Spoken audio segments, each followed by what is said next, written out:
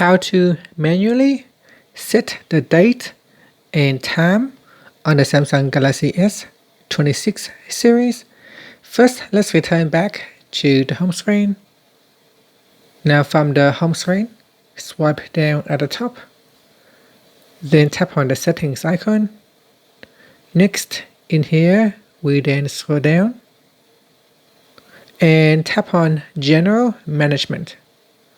After that, tap on Date and Time. Then at the top here, make sure you tap on the Automatic Date and Time. Tap on the toggle button to switch it off.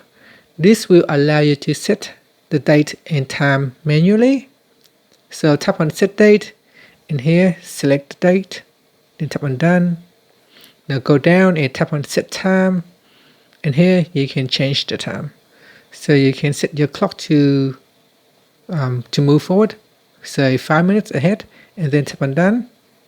And that's it. After that, tap on the Home button to return back to the home screen. So that is how you can set the date and time manually.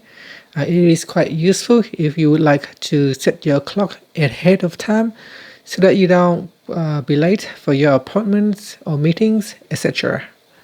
Thank you for watching this video. If you find it helpful, please like and subscribe to my channel for more videos.